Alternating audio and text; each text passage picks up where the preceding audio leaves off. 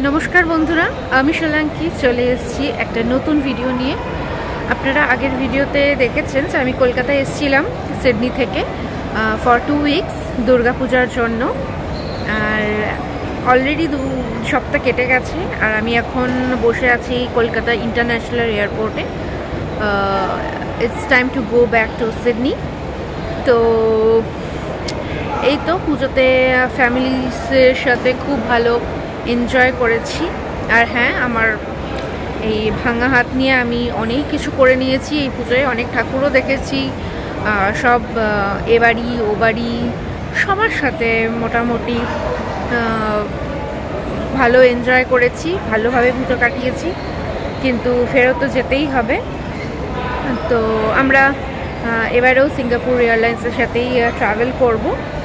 তো আমাদের রাত্রির 11:30 নাগাদ ফ্লাইট আছে। তো এখন কটা বাজে? এখন 9টা বাজে হয়তো। আমরা 8:30টার মধ্যেই চলে এসেছিলাম। আমাদের বাড়ি তো এয়ারপোর্টের একদমই কাছে, সেজন্য অসুবিধা হয় না। তো সবই চেক ইন ডান। তো বসে আছি। আর আমাদের রাত্রি 11:30টায় ফ্লাইট। আমরা ওখান সিঙ্গাপুরের টাইম অনুযায়ী সকাল 7টা নাগাদ পৌঁছবো। তারপর আমাদের 14 আওয়ার্সের লেওভার আছে। তো আগের ফ্লাইটটা আমরা পাইনি, বুক হয়ে গেছিলো বলে। তো নেক্সট ফ্লাইটটা 14 আওয়ার্স পর। তো আমরা হয়তো সিঙ্গাপুরে একটু বেরোবো, কারণ আমরা বেরোতে পারবো, কারণ আমরা ইন্ডিয়ান পাসপোর্ট হোল্ডার, প্লাস আমাদের অস্ট্রেলিয়ার ভিসাও আছে। তো সেই জন্য আমাদের হয়তো কোনো অসুবিধা হবে না। আমরা অনেক রিসার্চ করে নিয়েছি সেই জন্য। তো হয়তো একটু সিঙ্গাপুরে বেরোবো, বেরিয়ে হয়তো একটু ঘুরবো, তারপরে আবার ব্যাক করে আবার ফ্লাইট ধরে বাড়ি। কিন্তু পৌঁছতে আমাদের মানডে সকাল হয়ে যাবে সিডনি টাইমে, মানে সকাল 7টা 7:30 নাগাদ হয়তো আমরা পৌঁছবো।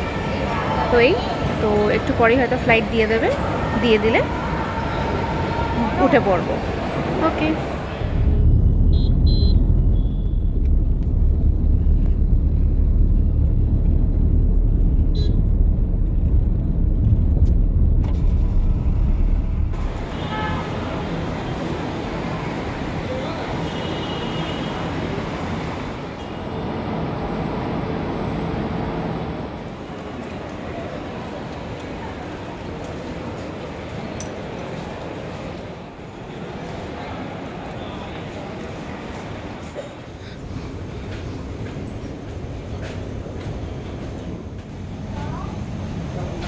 এই তো আমাদের ফ্লাইট দিয়ে দিয়েছে। ফ্লাইটে আমরা উঠে পড়েছি। আর লাকিলি আমাদের পাশের সিটটা একদম ফাঁকা ছিল, তো আমরা রিল্যাক্সভাবে আসতে পেরেছি।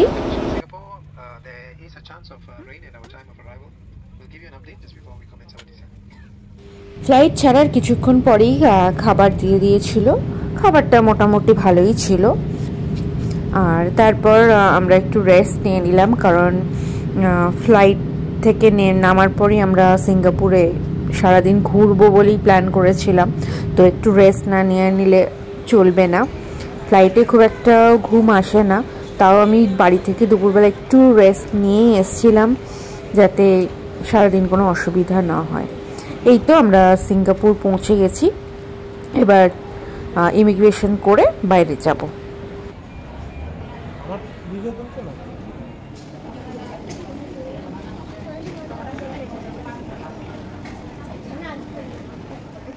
আমরা সিঙ্গাপুরে নেমে চেক ইন মানে ইমিগ্রেশন কমপ্লিট করে বেরিয়েছি।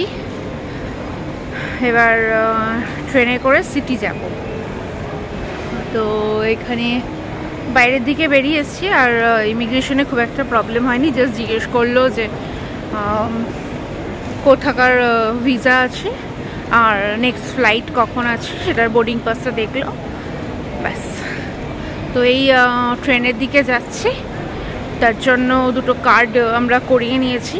জাস্ট যেটা পাবলিক ট্রান্সপোর্টে এখানে ইউজ হয়, যেমন আমাদের অস্ট্রেলিয়াতে ওপাল কার্ড, সিডনিতে যেমন ওপাল কার্ড। তো সেই করিয়ে নিয়েছি, এবার ট্রেনের দিকে যাই।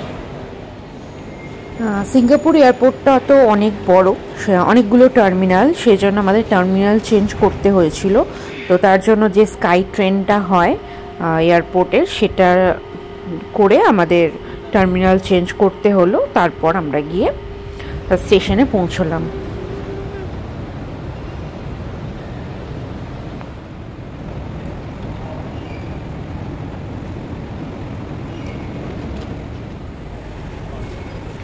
এই যে স্টেশনে পৌঁছে গেছি, ট্রেন দাঁড়িয়ে আছে। আমরা একটু সময় নিয়ে তারপর ভেতরে ঢুকলাম। সিঙ্গাপুরে সেই সময় কিন্তু প্রচণ্ড গরম ছিল। তো আমরা ঘুরেছি, কিন্তু প্রচণ্ড কষ্ট হয়েছিল। সত্যি কথা বলতে লোকেরা যেটা 2-3 দিনে ঘোরে, সেটা আমরা মোটামুটি 6 ঘন্টায় ঘুরে ফেলেছিলাম। তো লাস্টের দিকে আমরা প্রচণ্ড টায়ার্ড হয়ে গেছিলাম, এত গরম ছিল বলে। তো যাই হোক, আমরা ভালোই ঘুরেছিলাম। তো এই তো ট্রেনে উঠে পড়েছি। ট্রেনটা পুরোপুরি ফাঁকা ছিল আর বেশ ভালোও লাগছিল।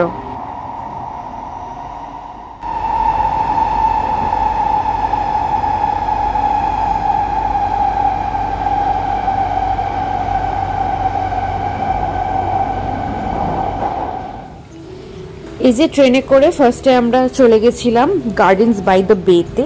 আমরা অনেক সকাল সকালই পৌঁছে গেছিলাম, মোটামুটি 9টার মধ্যেই। তো প্রচণ্ড গরম ছিল, একটা ভ্যাপসা ওয়েদার ছিল, বৃষ্টি হয়েছিল মাঝখানে। তো যাই হোক, তো ফার্স্টেই আমরা ওখানে গিয়ে একটু ব্রেকফাস্ট করে নিয়েছিলাম, কারণ ব্রেকফাস্ট না করলে সারাদিন শরীর খারাপ করতে পারে। তো এই তো একটু স্টারবাক্সে আমরা জাস্ট ব্রেকফাস্ট করে নিয়েছিলাম। তারপরে আমরা টিকিট কেটে নিয়েছিলাম ওখানে টিকিট কাউন্টার থেকে, ফ্লাওয়ার ডোমের আর ক্লাউড ফরেস্টের। ফার্স্টে আমরা এই তো ফ্লাওয়ার ডোমে ঢুকেছিলাম। জায়গাটা অপূর্ব সুন্দর ছিল, প্রচুর সুন্দর সুন্দর ফুল ছিল, অনেক রকমের গাছ ছিল। আমাদের তো খুব ভালো লেগেছে। আমার হাজব্যান্ডের আগেও সিঙ্গাপুর ঘোরা, সেই জন্য ও পুরোপুরি গাইড করে নিয়ে গেছিলো, কারণ ও আগে ঘুরেছে বলে অনেক কিছুই জানে, কোথা দিয়ে কোন ট্রেনে গেলে যাওয়া যাবে ওখানে। তো আমাদের খুব একটা অসুবিধা হয়নি।